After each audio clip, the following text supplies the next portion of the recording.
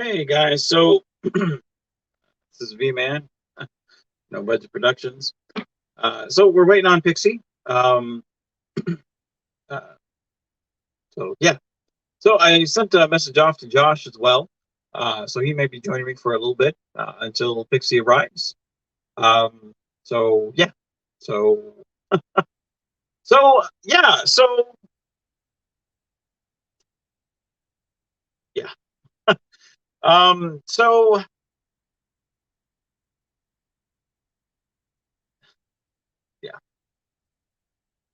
so there was a lot that happened for you DC fans. That dropped a couple of days ago for the whole DC fandom.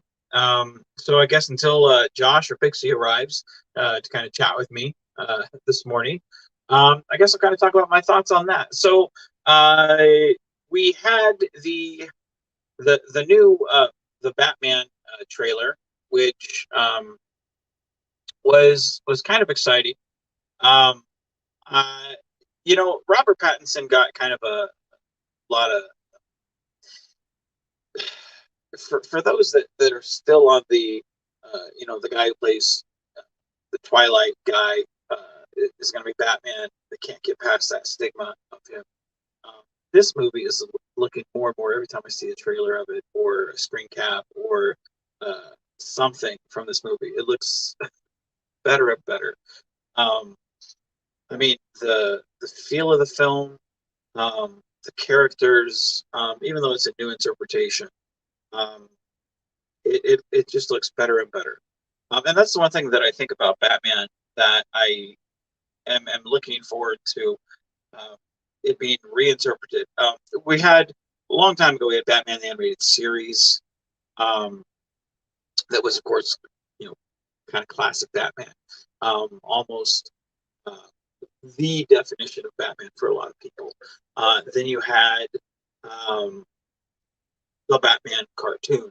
Um, then you had Power 543 said, I like the trailer, but it looked like every Batman movie, like almost generically action Batman. It was confusing. I can see where you would think that. I can see that. Um, but then you had the cartoon, The Batman, which had radically different takes on a lot of the villains, like the Joker or Bane. Riddler was very off. Um, then you had the CGI version of Batman, which was very different. It only ran, I think, for like one season. I think in that one you had Katana instead of Robin as the sidekick. Then you had Batman Brave and Bold. So you had the one thing about the Batman cartoons is you have so many different interpretations. You have Robin from Teen Titans. Then you have Teen Titans Go. Then you have Young Justice, which shows Robin and Nightwing. So you have again those generational type shows, which has Batman in that, which is again another variation theme. So that's the one thing I love about the character is you're able to see all of those characters in a different light and be reinterpreted for uh, you know almost generation or multiple generations within a household you know um, almost even for brother and sister within a certain like you have a sister or a brother and you have your own Batman. Your brother who's a couple of years older, he has his own Batman. That's the beautiful thing about these movies is, for some people they had Michael Keaton, and others they had Val Kilmer, others they had George Clooney. um, uh, some people had, of course, Christian Bale, Ben Affleck, um, and that's the thing. Here we go, Josh joining us. Hey, Josh, how are you doing, man? Hey, Vance, what's going on? Oh, not bad, man. Just talking about the DC fandom. Did you get to see any of that stuff that happened this past weekend? No, I didn't. I was out all weekend. What happened? What's the news? Oh, we were just they dropped a few new trailers. The new Batman stuff. We were talking about the different interpretations of the Batman. Um, and you know that's the beauty of yeah. Frank says you don't look like Pixi. Yeah, Pixi hasn't shown up yet. Facebook for some reason hasn't shown her the messages that I'm sending out. I think she's having some technical difficulties down there. Yeah. There's an internet issue in Little Rock right now, so that I think that may be what's going on. So you know, I figured I'd jump in and keep you company. She may pop in later if things, you know, get better. But if we can't talk to Pixi, we can certainly talk about Pixi. So there we go. There we go. I did see the Flash trailer though. I did see that. And that's we'll get to that in just 1 second. Let me ask you this, since we're since I kind of got started on a Batman kick. Let me ask you this: what is your one favorite animated Batman, and then two, what's your favorite live action Batman? Because I certainly have mine that inspired me, and I'm going to be doing a Batman fan film, and Pixi's going to be in one of those. Nice. She's going to be in my Batman fan film. But what's your favorite Batman animated series, and what's your favorite Batman live action? I would say that you're going to get some weird answers from me. Just no. My favorite, well, as far as animated goes, I'm just, you know, old school Batman the animated series from the mid '90s or early to mid '90s. I mean, you can't beat that. It was a great show. I watched it every day. Kevin Conroy, great voice. Batman Mask of the Phantasm, great animated movie. There's one scene in Mask of the Phantasm that my friends and I've always like have cited ever since then, where it's like Batman, he wasn't really Batman yet, but he was trying to like figure out his identity, and he's got like a mask on, and he's busting some guys who are robbing a place, and he jumps in and he's like, "All right, everyone down on the floor, arms spread," and they're all like, "Oh, I'm so scared. You heard the man. You heard Mr. Kung Fu." And then he beats them all up. So that's one memorable scene. But that's, you know, the thing that kind of establishes, you know, he was a ninja and he went and trained with ninjas and, you know, learned, you know, some like really killer Eastern martial arts, and then brought that back with him. And so that's a great storyline. And then, you know, they sort of course, played on that in the Christopher Nolan movies. As far as my favorite live action Batman, well, it's going to be Pete Holmes, because Pete Holmes ruins everything for me. He just ruins everything for me, because like I can't think of Batman without like, you know, Batman's afraid of everything, you know, like Christopher McDonald, Goose McKenzie, you keep your distance. You know, giggling keys. Fun for babies, not for Batman. You know, and Tyler and I, we will quote Pete Holmes for verbatim to each other. He's ruined X-Men for me. I can never watch anything X-Men. I'm at the gym. I'm working out. I see, you know, Days of Future Past is like on one of the TVs, and Wolverine's fighting Magneto, and it's like, "You're fired." Well, I'll put that next to Made of Metal, the one substance the guy that we fight the most can manipulate with his mind, you know. And then there's the one where Pete Holmes fires Magneto as his arch nemesis, and they're fighting over the teams, and Magneto's like, "You have a guy whose skeleton is made of metal, the one substance I can control," you know. And he's like wearing that helmet, and I see the helmet, and I hear Magneto being like, "This helmet is ingenious. It stops you from controlling my thoughts." And Professor X is like, "And does the cape do that as well, or do you just enjoy looking like a live action role playing nerd?" I love when he's talking to I think it's Kitty Pryde or Jubilee or one of the, and he's like, "You look like one of those fetish blow up dolls or whatever." When he fires Rogue, he's like, "If I were you, I'd wear a huge oven mitts and a sign that says 'Death upon touching.' You can't touch people. Yeah. And he's got this part at the end where after he fires Rogue, he's like, Rogue, high five, JK, it would kill me. And Tyler and I would be at conventions, and all these girls are walking around just dressed as Rogue, and we would just do that to him. We'd walk up to different people dressed as Rogue and be like, hey, Rogue, high five, JK, it would kill me. And they don't get it. They're just kind of like, I wear gloves. No, like that. Pete Holmes is funny as hell. I love when he's trying to figure out the Riddler, the Riddler's riddle. Or when he's like going up against Two-Face, and like he turns and he's like, "Oh, Harvey, where did you come from?" Or like when he's just sleeping when he's doing the penguin, when he's fighting the penguin. He's like, "You're kidding, right? He's just sleeping. He's just taking a nap." No, I will say in relation to the Flash trailer, Michael Keaton, Batman, loved that movie, 1989. Watched it in the theater, bought the VHS tape the day it came out. Yeah. I had my wife watch it with me like a few years ago, and she's like, "This movie's stupid." I'm like, "No, this movie's a classic." And she's like, "It's dumb." Dude, I wish that was the first time I got a boner over Michael Keaton, but I'm telling you, man, hearing that voiceover, it was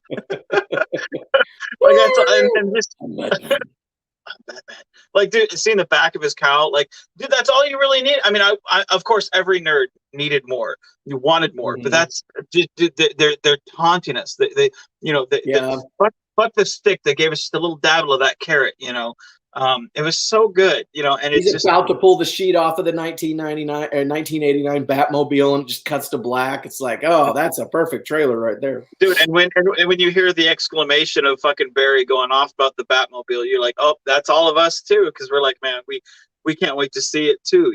I mean, it's such a good, like, because to us, that's the Batmobile. No matter what they've redesigned since, no, that's the Batmobile. And he's Batman. And everybody else is just trying to be him. Yeah. No, I mean, yeah. It's funny because, like I was 9 years old when that movie came out. And I totally freaked out over that movie. I was like, this is the coolest movie ever made. Batman is so awesome. And to me, it was like masterpiece filmmaking even back then. Like, oh, he's so much better than the dumb 1960s Batman. But, and then you have a thing happen where they're like, oh, we're not selling enough Happy Meals because it's too dark, and so they fired Tim Burton. Michael Keaton walks, and you get these disgraceful movies afterwards because they wanted to sell burgers. It's like they didn't understand what kids wanted. They thought they knew, but it's just idiots in an office that think they know what they're talking about. Well, and all those people are running everything.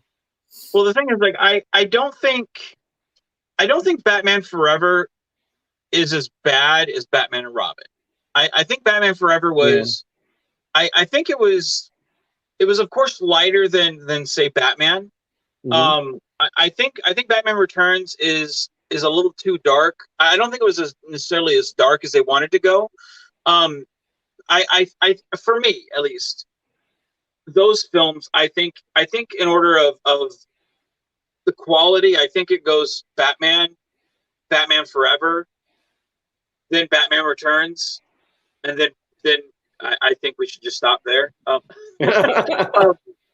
Because like for me, like I really wouldn't even let Royce watch Batman Returns because I mean, you got Penguin biting the nose off a dude. It's like, dude, that's dark. Yeah. But I mean that scene where Penguin's riding around in that grocery store, Batmobile just going around the town like that, I mean, dude, that's fucking cute, I mean, it's hilarious. He's got a giant duck. And he's like running into people and killing people. He's like, sorry. Yeah. I mean, you got penguins with bombs strapped to the back, rockets strapped to the back. I mean, that's pure cheese right there, I mean, and that's, but to me, I mean, there were some dark moments. Dude, and that's the thing, like, it was supposed to originally be Harvey Dent, which is why when Selena at the end, kills him. Like that was what was supposed to turn him into Two-Face. Mm-hmm. And that, like, to me, I thought that was genius. So now when I watch it, I can't see Christopher Walken. I see Harvey Dent. You know, like that's what was supposed to happen, but they decided, no, let's make it him. So it's like, but to me, like when I watch Batman Forever, I don't think it's a bad film. I just think, sadly, because it's a Schumacher film, I think it gets lumped in with Batman and Robin. And because you had the introduction of Robin, people just lump those two films together. But they're two different films. And you know, it is sadly, I don't think they should have added the element of neon in there, because I mean, you got Robin fighting the neon gang, and it's like, Yeah. And having lived in the '90s, there wasn't any neon in that. No, I didn't see neon in that time period. Wasn't a lot of neon. Yeah, a lot of neon. But they have, you know, sadly, you get to Batman and Robin, and it's just like, fuck, dude, what was the deal with that? Like, why did you go down I that saw that movie on like one of the first times I ever went on a date with a girl. I went on a date with a girl to that movie, and it was a bad decision. Did you have date number 2 after that, bud? Or was she like, man, I've seen this guy's taste in movies. I can only imagine where he's going after this. No, it wasn't anything to do with the movies. Her mom didn't like me. Probably because you knew where you were taking her daughters. Like, Batman and Robin? What? No. Well, her mom was like, you need to stay away from that crazy guy with the ponytail that does way too much karate. You had a ponytail? Mm-hmm. Dude, I need to see pictures, because see, you're going to be in a retro film, and we need to get that ponytail in that, because I've got the mullet. You've got to get the ponytail. We need to get that wig for you so we can recreate that job. I shot a movie with Adrian Paul from Highlander last month, and we were eating lunch, and I said, "Okay, Adrian, I'm gonna admit one embarrassing thing to you," and he goes, "Okay, you go ahead." And I said, when I was 16 years old, I had a ponytail. And I'm not going to say that it had anything to do with you, but it kind of did. And he was like, I cut the ponytail off a long time ago, but I totally had a ponytail because of Adrian Paul. Right on, man. Well, here she is, Miss Avalon herself. How are we doing? I'm doing great. Thank you guys for inviting me to be on top of your stream. Well, we are very happy to have you. I was really heartbroken. I didn't like Facebook wasn't sending the messages. I was spazzing out. I was like, oh, I'm not going to get to see my friend today. No, I was going to make sure it happened one way or another. I was going to be on here. Well, I am very happy. Well, for all of those people that don't know, she's part of the Avalon Universe, and she's a very good friend of ours. And she is going to be in my Batman fan film coming up. You're going to be you are going to be Barbara Gordon. Now, I have a question. Do you have the Batgirl outfit, or is it? I had the full, and I made it myself too. So like I got like that poly foam that you spray and shape. So I literally, made like the whole, like I got a little masquerade mask, and I built everything else out of paper mache and then covered it in that polyfoam. So I made my own Barbara Gordon in everything. I even had boot toppers, and like I got the silk yellow to line the cape.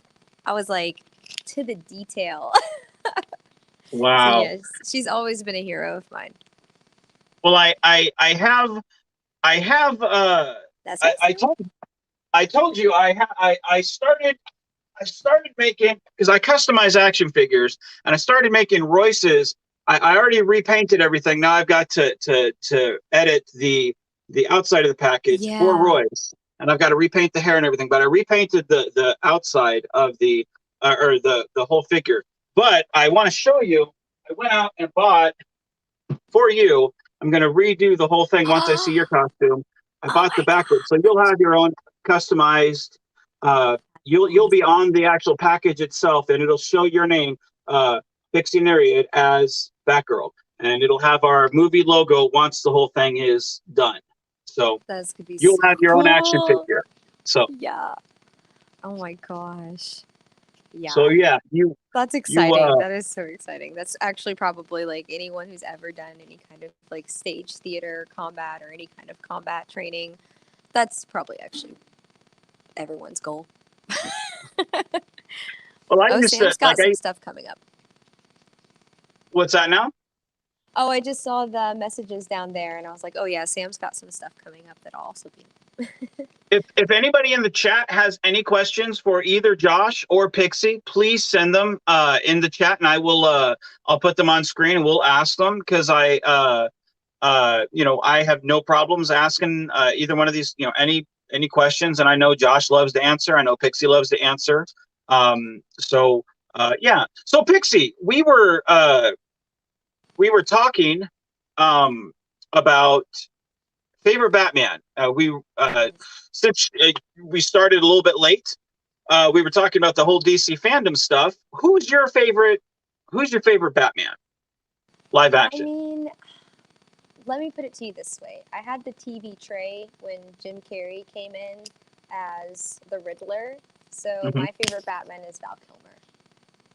Ah, so you saw Batman Forever in theaters. Then you were there when Chris O'Donnell took the mantle of Robin, and he's like, not just a friend. Then they clapped, a partner, and they shook. See, I got goosebumps now. See, that was Val my Kilmer favorite. Was one of my favorite actors. I mean, he still is, but he's like one of my favorite actors when I was growing up. And when I saw him as Batman, I was like, sold. Well, see, one of the things when you put on the cowl, one of the things I always thought is you have to have sexy lips, because I mean that's all you got going on. That's it. I mean, because at least at that time, because you couldn't turn your head, because you had the whole Michael Keaton, you turn like that, Yeah, that's it. Yes. I mean, so if you don't have, I mean, Michael Keaton, he had pouty lips. He was doing duck face before it was a thing. It's Michael Keaton. That's it. But Val Kilmer, but Val Kilmer, I mean, he's making out with Nicole Kidman. I mean, so he had some good lips going on there. So and as the future Batman for fan films, I've had to start looking at some lips and making, and Royce is looking at me in calls. I have been, and he's looking, as I'm looking at myself in the mirror, making faces at myself. He's, Royce is like, "Why are you doing that, Dad?" I'm like, it's not my happiest moment, but you have to have some good lips, That or filler. That's it. That's a harder thing to explain to the fam, I'm sure. Yeah. So I might take pictures of my lips and be like, you guys decide what lips. That's it. So lips number 1. what is for you guys? Yeah. So let's see here. Let me see in the chat here. So Sam says, who's excited to see a brand new Connie Avalon ship? Totally new vibe. Totally Avalon. Well, I am. Yeah. Now, we have a new Avalon film coming up. Josh, you are editing. You are going to be done. Are you still on path for the 31st? Yeah, I am. I'm a little nervous, but everything is sort of coming together. And Sam just jumped on and said something. Sam's working real hard, man. He's busting it out. His team's working on a brand new Constitution class that we're going to use, and so you're going to see a whole new look for the USS Excalibur that you've never seen before, and it's going to be pretty neat. And so there's kind of a deal where they're, his team is finishing the remodel of that ship, but then he's got to take that ship and then animate shots with it, and then get those to us in time to put it in. And he's gonna flex his muscles and show us why he's the coolest guy in fan films, and have that ready. And he's pretty confident in it. Yeah. I mean, on if our anyone side, can do it, Sam can do it. If anyone can do it, Sam can. He's the best for a reason. So, and then with regards to our side of it, we recorded a lot of post-production audio this weekend. And that was really fun. And we had a great time. And then we all went out for Tyler's birthday and went to Blips and Chits and played Roy and Tickets Please. And nobody went back to the carpet store. No one had to go to the carpet store ever again. No carpet store. And then, you know, I've got a lot of visual effects editing that I'm working on, where like I'm replacing screens and phaser beams and explosions and all of those kinds of things. But and then there's, you know, a lot of audio work that I'm working on. Adam Mullen composed an amazing score that, like, it just gives you goosebumps when you listen to it. And I know that Pixie's gonna love it when she hears it. I heard like this much of it, and I was like, "This is amazing." This is amazing. Like, I was like, "Oh." And then we're filming. We still have one thing to film for it that we're filming this weekend, this coming weekend. We're going back out to Warp 66, and we're shooting the first time we've ever done this in an Avalon Universe film, a post-credit scene. So there's going to be a post-credit scene that will be in Agent of New Worlds. So when you see credits, stay tuned, because there's going to be a post-credit scene. What we're going to be doing a lot over the next few films is that the story arc of Captain Mason and Commander Archer is going to be shown in post-credit scenes. We're gonna, because they're in a different kind of time frame than the rest of our characters. They're like a few years in the future, and then our characters are kind of, you know, not as many years in the future. And so the arc will carry on in post-credit scenes until one set of characters catches up with the other set of characters, and then they'll all get together in one film. So for a big blowout. And snippets, like, here's another little bit of it, here's another little bit of it, as they're figuring it out. And then you'll know once we finally like meet up, it's just gonna be epic. It's gonna be So we've got to shoot that scene on Saturday and then cut it together and finish it for next Sunday. And then we're gonna have a premiere. We're gonna have a premiere party. It's going to be super cool, and Pixie and Neil and everybody have these really neat plans for it, and I've just got my head buried in getting it all done. So you got a lot on your plate to make sure that you hit that deadline, huh? What was that, Pixie? I was like, let me speak on that real quick, because I've been talking to Neil, and we thought it would be great for everyone who's been involved with it, everyone who's donated. Oh, thank you, Ian. I hope it's not like a disease, though. For everyone who's been part of this journey Avalon has been around longer than I've been a part of it, obviously. I'd like to have a special viewing party. So that means, like, we're all going to get together as our own group and view it. And this will be the first time that I've seen it, and a lot of the cast members have seen it, besides, you know, obviously, besides Josh and everyone else who's been working on it intensively. So I was like, why don't we just set up a GoPro, and we'll have that, like, posted, and you guys, if you want, can watch us live watching it. So that link will be out for our donors. And that, again, that's for everyone who's been part of it. We'll put it on an update page on the GoFundMe, bit.ly/Avalon Trek. That's capital A, capital T, bit.ly/Avalon Trek. Well, that was I've been bugging you guys for, or at least you in particular, Pixie. It seems like we're always playing phone tag, and I picked up, or it was a perfect time for you to pick up, because I actually kind of chimed in on Tyler's birthday, was able to wish him a happy birthday. So a belated happy birthday from all of us in the chat, I think, to Tyler, because I think all of us here adore Tyler. But yeah, I saw you guys partying it up, and I was like, oh man, I didn't get to go. You guys, why I gotta, you know. But that's the one thing I love. It was just mini golf at first, and then we realized, oh, there's the Star Trek game at Dave & Buster's. So we had to wait. There's a Star. Yes. Wait, there's a Star Trek game? Yes, it's completely virtual reality, up, down, left, right. Like, yes, and it's so worth it. Go. It's so worth it. Wow, did you guys get pictures at Dave & Buster's? Really? Yeah, and there weren't pictures. I mean, there might have been, but we didn't get them. We took one outside, but yeah, you know, it was fun. Like, we all got together as an Avalon group, and you know, set up, and it was great. You know, we had a lot of fun doing it. It was kind of a, you know, just a team building, a day for us to go and hang out with each other. And, you know, it's Tyler's birthday, and, you know, Tyler's been through a lot. And so this year, so it was important for us to, you know, show him some support and some friendship and love. And man, we had a good time. We had a really good time. And it shows why, you know, why we're working together in this group of people, you know, because it's a group of people who really care about each other.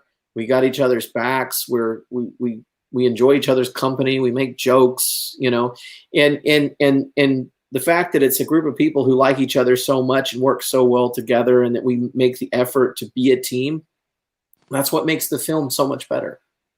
Well, like Tyler said when he was on the show a few weeks ago, you know, he was like, it's like family, second set of family, you know. And I'd happen to agree with that, because I mean, you know, Pixi and I don't speak, you know, often, but we hit each other up, you know, frequently, and in the short amount of time that I've known you, it's like, yeah, I feel comfortable enough. And you and I talk quite often, Josh, and I'd happen to agree with that. Tyler and I have spoken pretty frequently, and it's, again, that second set of family that, you know, you feel comfortable enough with. And that's something that you've built, much in the same way that I've done with Constar. It's like you feel comfortable enough with when you get to hang around them. You know, it is like family, and I think that's exceptionally important, especially with the whole COVID thing going on, where you can't be as connected with people as you normally would, and where we feel so disconnected from even people in our own household sometimes, when a lot of people have anxiety. you know, when we see the world and the sky falling apart around us, you need that. You know, so I think it's really great what you've built, and to be a small part of that, you know. And like Pixi said, it's been around, you know, since before she came, you know, and the fact that it keeps growing to encompass so many people, it's awesome. Well, you called us while we were there at Dave and Buster's. Like, we put you on FaceTime. Yeah. And nobody could hear you, but we were like, hey.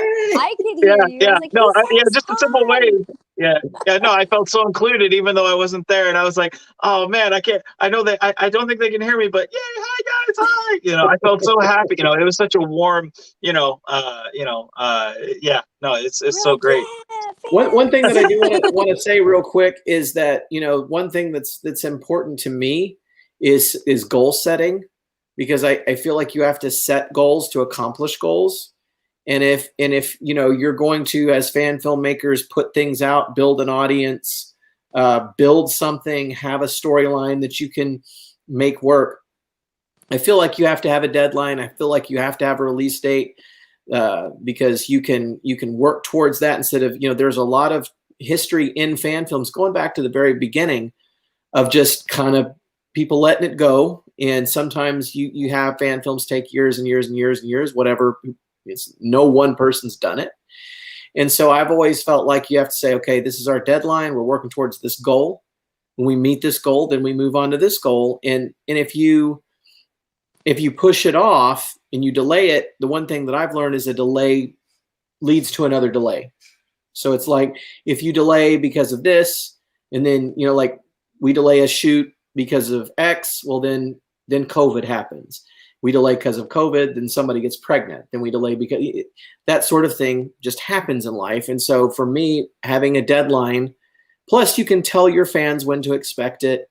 It helps to build your audience. People know it's coming. They'll tune in, and it makes it more well received. And so I've put that pressure on everyone, including myself. And one thing that should be noted, especially with regards to Sam, is that Sam is rising to that occasion because we put that pressure on him. So if anything, it's a very good reflection on him, because he's doing whatever it takes to meet our goal.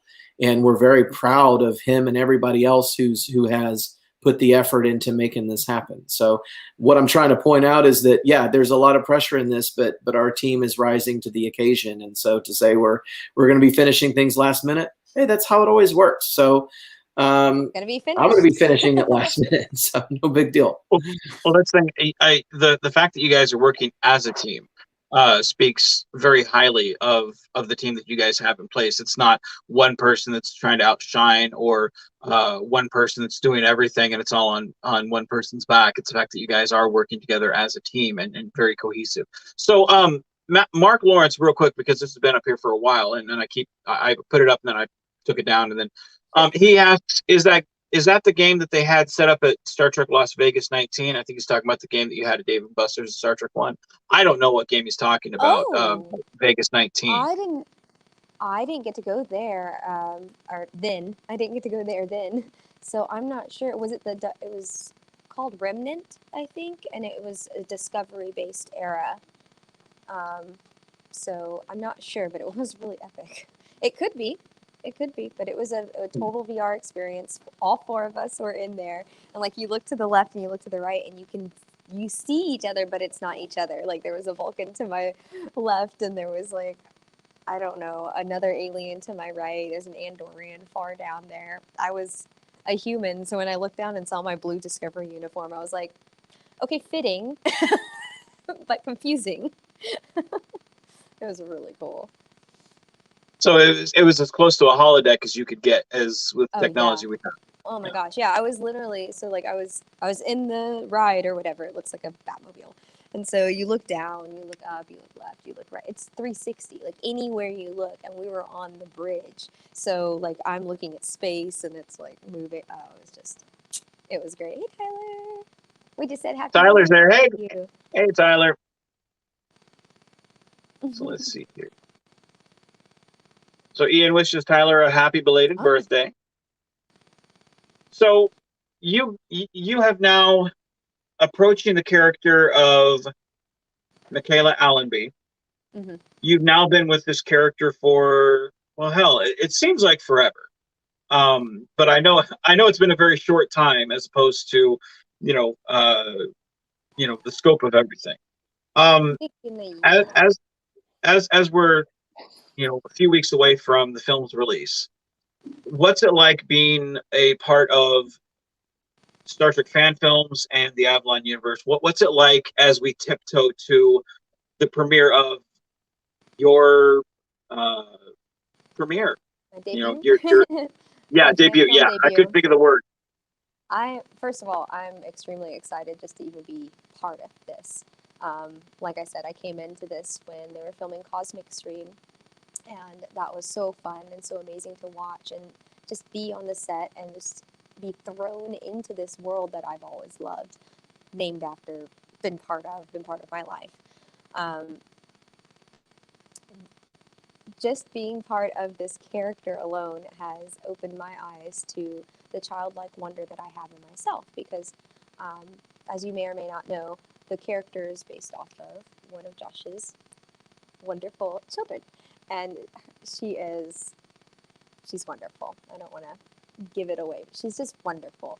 And so any moment where Michaela Allenby is discovering something or is like, oh my gosh, we have to go do this, it's that childlike right now, there's no time to wait. I only have 7 years of existence. This is 20 minutes. We gotta go. It's just this character really just drives herself. And it's great.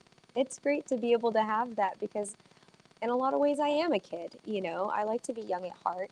I always say my high school students keep me young. They make sure that I know what I'm doing and what I'm not doing, right? They're in here right now eating lunch.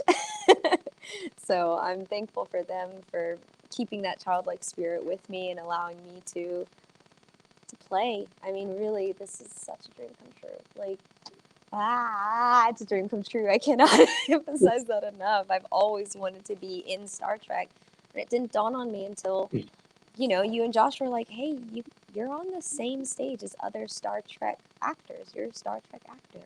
Even if it's not like stamp of CBS, it's something I'm a part of and something I love being a part of. So, well, it's almost better in a way. Question. Yeah, because you don't have a lot of restrictions. We're not beholden to the check marks of the network and in what we do.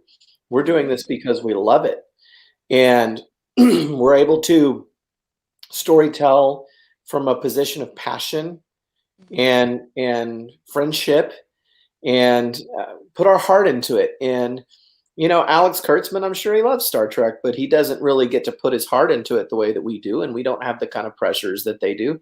So it's almost better for us to do it this way. My wife asked me last night, she's like, do you do this because you wish you could really be working on Star Trek and you just can't? And I said, yeah, 100%. That's exactly what it is. When I was a kid, I wanted to be Rick Berman and the next Rick Berman. And well, that's never going to happen. But what we have is better. And she talks about the child aspect of it and the wonder, because the first time we ever went to Neutral Zone Studios, Ray Tessie stopped us at the door and he says, now I'm just going to warn you, once I open the door and you see this, whatever age you were when you first watched Star Trek, boom, you're going to be that age again. Yeah. And it was absolutely true. And the thing about Avalon Universe is that it, as Sam always points out, it has its own voice. It has its own tone to it. I've always wanted it to be lighthearted, fun, adventurous. And I felt like we needed a lead character in Avalon Universe that fit that was lighthearted, fun, adventurous, saw the universe with a sense of wonder and appreciation. It saw it as beautiful and something to be appreciated. And, I think about my daughter, and that's how she is. She's adventurous and fun she smiles with her whole face, and she sees the world as something beautiful. And so it made a lot of sense to me. And there's just something about Pixi that she's like that. She's lighthearted, fun, adventurous. She sees the world as beautiful. And she is she's this person that walks into the whole room and lights it up. We say that she brings her pixie dust and sprinkles it everywhere, and everybody, she makes everyone around her happier. And that's what you need. If you're going to spend time with these people, with these characters, you want people to like them, and you want people to have that same mood. And Pixi is really just this ray of sunshine that lights the whole place up. And so the character fits the universe, and the actor so much fits the character. Yes, very much based on my daughter. And I showed her yesterday just one shot. I landed on a freeze frame and I said, that is my daughter right there. That one look, you have captured her. That is her.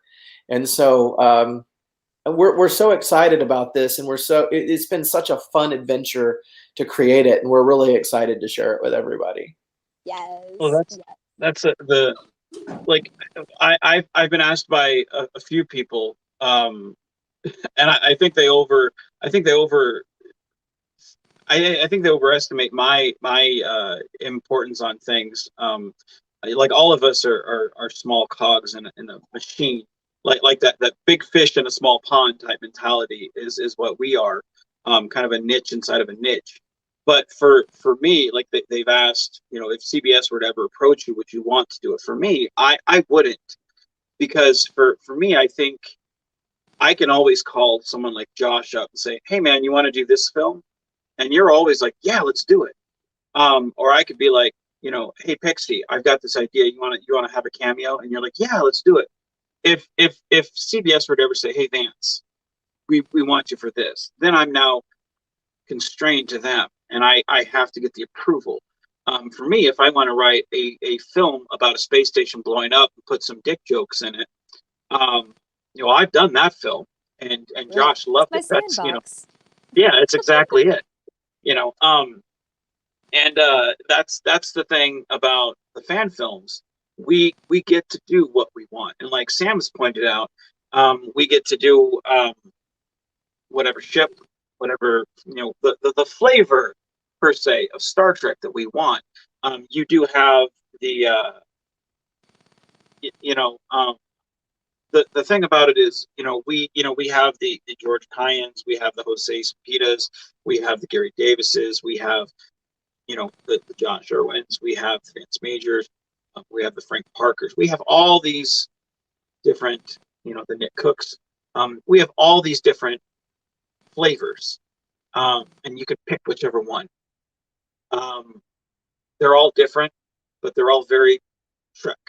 And that's the beauty of doing these fan films. So if they ever approached, it wouldn't appeal to me, because then it would kind of, it would lose the vision that we have. And it would I be love, so hard. It would be so hard.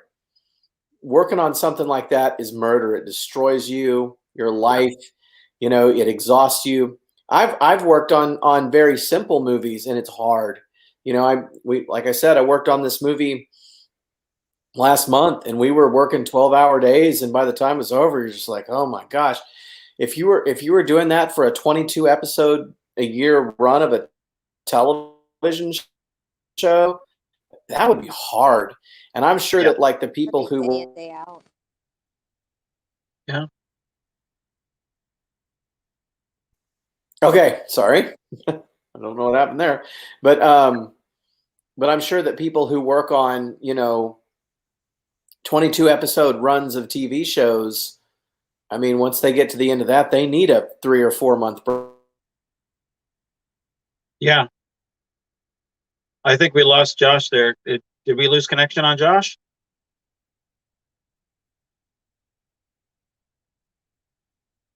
I think you're on mute, Pixi.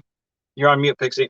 Oh, JK, I completely agree with what he's saying, though, is, when did we lose Josh? I don't know. I think it just kind of paused. Yeah, well, it's going circles for me. Is it just?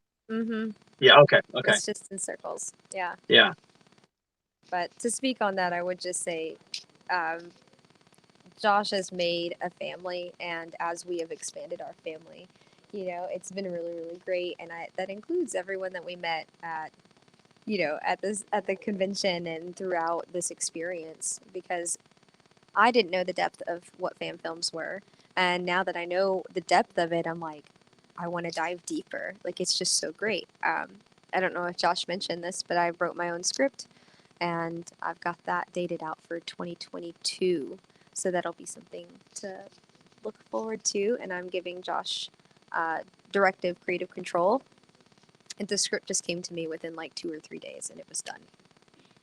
Well, you sent a script inside the group thing that we had. Is that the one? Yeah, that's the one. Yeah, and that's the beauty of doing the films. Like I said, if CBS were to ever approach it, like, we couldn't do stuff like that. Whereas there were plenty of times, like with where we wanted to do Josh and I talked, what do you want to do with Menard for Avalon? And I was like, this is the one thing I want. Everything else doesn't matter to me. This is the one thing I want. If we can do that, I'm great. Because I'm happy. Like, after doing 108 films, if I just sit there on the bridge and just go, aye, sir, warp core, breach, and I don't care. Because we don't need to explore my character. We've already got to know him. So all these things don't matter to me.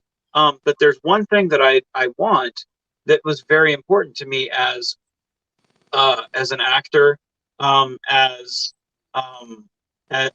for this character who, I've grown to love, and as a guy who is kind of taking a step back from fan films and wanting to do other things besides just play this character.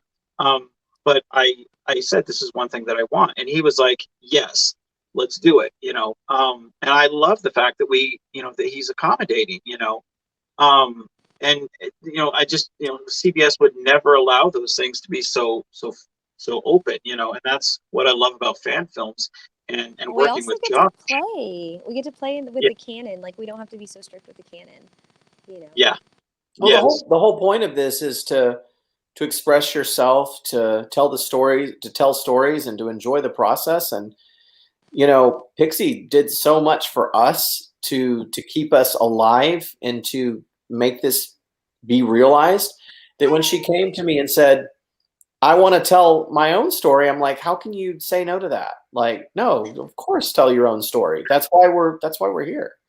And right. What does it hurt to, film one more thing and put it out there? So it's like, I was just like, after all you've done for us, we're gonna rally behind you, and we're gonna bring your creative vision to life. I meant for it to be a short, and then it just turned into like 28 pages, and I was like, that's And she's got this like really awesome. She's done some pre-production artwork that she sent to us about makeup stuff she wants to do, and dude, it's gonna be on another level. So Brian England asks, and I think this is more of a question for Josh, because given the fact that one of my films is one of your highlighted favorite films, I think. He says, how many dick jokes would CBS let us do? I don't know. How many did I get away with in that one film? At first I was like, it was kind of the not sure if serious. I was sitting there going, was that on purpose? And then it continued to happen, and I was like, oh, okay. Yeah, something like 6 or 7 in one episode. And then it had this like really serious ending. Yeah. And I'm like, this is a really, really strange film. But that was one thing that I looked at, and I just was like, man, Vance just like went, I want to do a film that's all sex jokes. Yep. And here we go. And I was like, wow. Yep. And I love the look on his face at the end as he's entering the wormhole, which again was on purpose, because it's like, dude, as you enter that wormhole, just look of pure bliss. Because again, it's just that innuendo of like, no, the whole like, it's just like, fuck it, dude. Because I mean, you're entering that hole, like you've got to, like, this is your happiest. I mean, you're gonna die, but fuck it, dude. Like I mean, it's just the layers upon layers upon layers. Go boldly. Go boldly.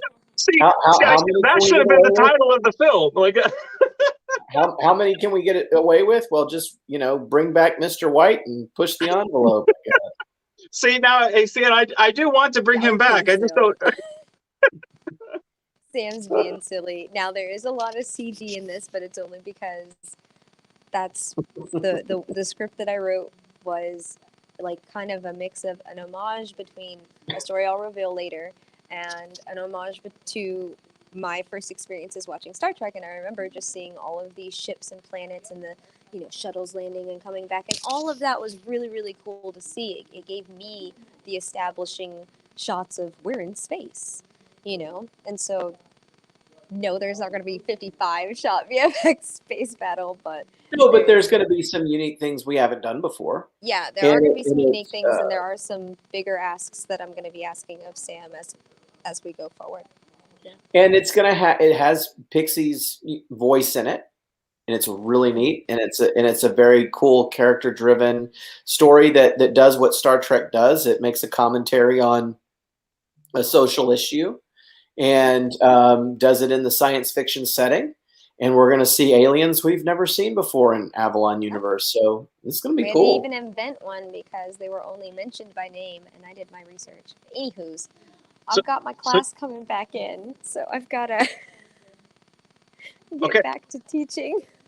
well, we thank you for joining us, Pixi. If you have to leave, we understand.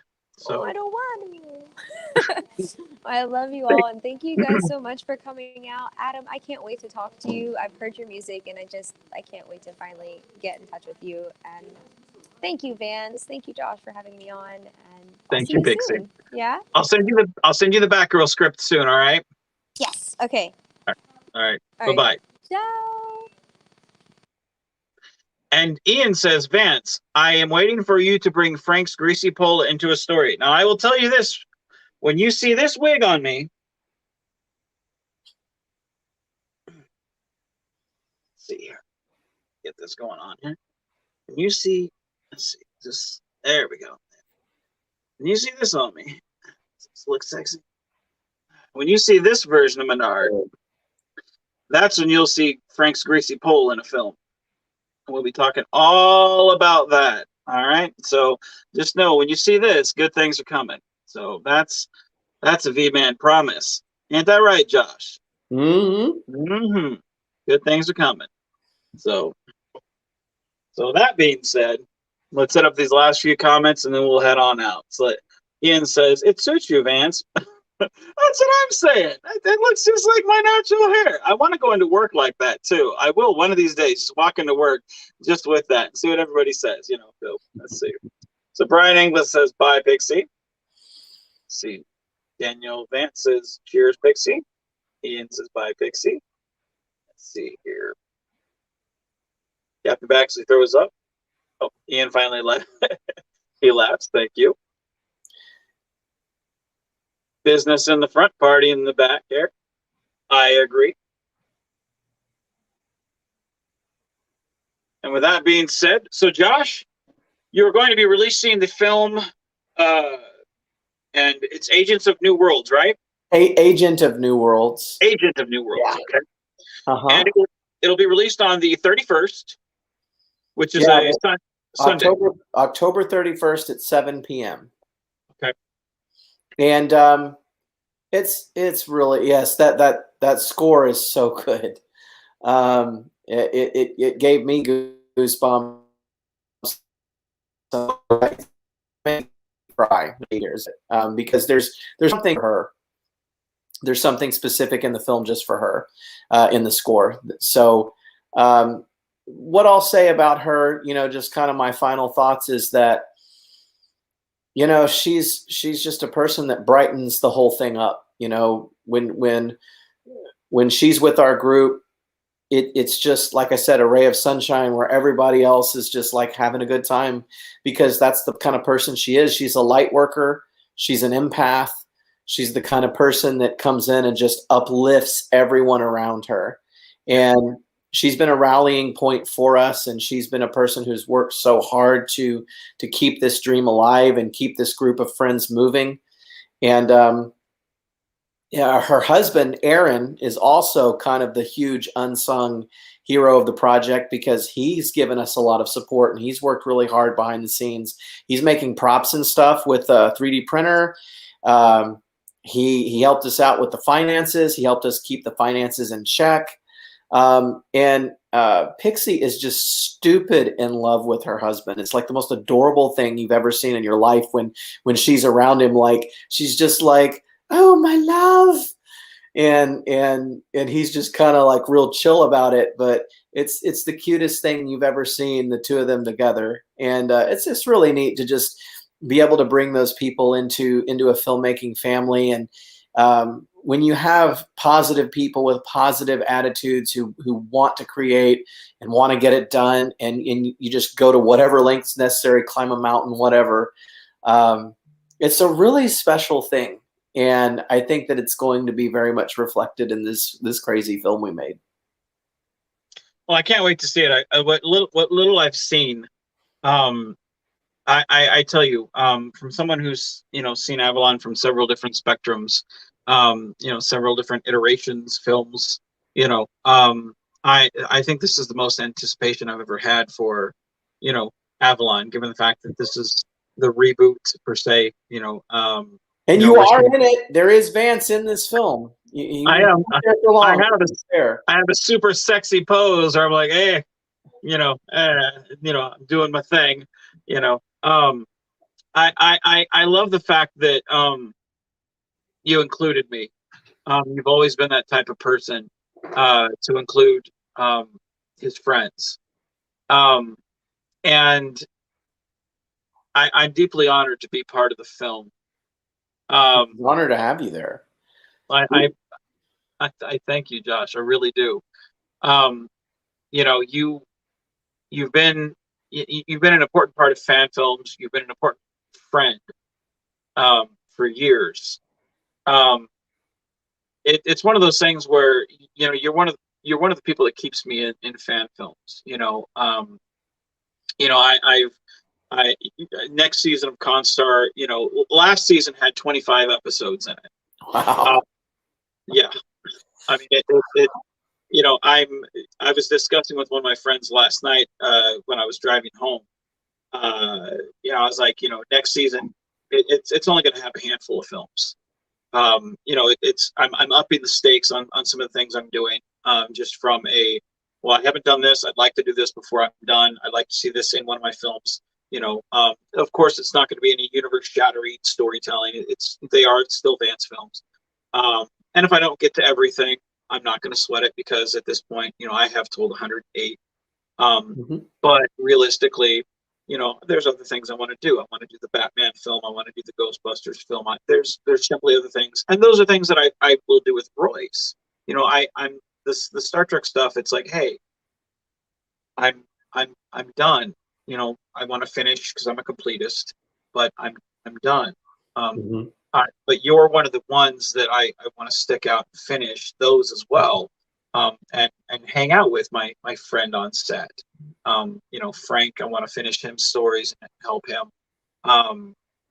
But as for mine, it's one of those things where it's like the passion's not there for my stuff, you know. But seeing Avalon and seeing the new faces and fresh storytelling, it's like I love that because I see the passion there, and that gets me excited for your stuff, you know. So I want to say thank you on behalf of the fans because it makes me a fan again, and I love that because with all the Star Trek that's out and all the negativity that's out with fandom, you're one of the positive things that's there, you know. So Daniel Vance says every time I try to get out, they keep pulling me back in. That's how it feels sometimes, you know. Josh, that's how Josh is. He pulls me back in, you know. But you're one of the positive things in fan films, you know. You're just a you know, you and Pixi are two of the greatest people in fan films, and I know that because I've seen you guys personally. I know you guys operate both at Las Vegas and oh, looks like you're having internet issues. um, but yeah, for we'll wait a minute or so, see if that works out for Josh. But on the 31st, they'll be doing the Agent of New Worlds. After Agent of New Worlds airs on the Avalon channel, we will be doing a critical, not cynical, of Agent of New Worlds. We will be having Josh. Oh, okay, it looks like we lost him. And Brian England says I've given up so many times I've lost count, and that's why we have you. If you go and watch the credits for Crossroads, you're in the credits of that because you are a main cast member there. Every time we have a big film in Crossroads, Brian, you're in the big episodes. Yeah, Tyler says Josh's Wi-Fi is always cutting out. Yeah, no, that's how it is for me. That's how it is for me at work. That's why I no longer do the critical, not cynicals at work because it cuts out so much and it's terrible. I can do the pizza roll diaries, but I can't do because I do them here at home. But when I'm at work on my break, it cuts out. So I know exactly how that is. It's frustrating. So I'll get out. But we're gonna do a critical, not cynical of the Friday after the film's release. We're gonna see if Tyler, Josh, and Pixi are interested in coming on to the critical, not cynical while we're watching it and have kind of a big get together to you know, promote the film and watch it with you guys and have good camaraderie because that's, you know, you guys are part of this channel's family, part of the fan film family, and quite frankly we just love you guys. So with that being said, oh good, Tyler says you'd love to. Josh, it's something you and I got to talk to, but you've never said no, and I think we talked about it once before, and you were just needing a date, so I'll get you that date. But it's thinking the Friday after the film's release, so first Friday in November, I believe we'll probably do the pizza roll or the critical, not cynical of Agent of New Worlds. We'll see if everybody can come on for that show. So that being said, be genuine, be safe, and keep on geeking on, guys.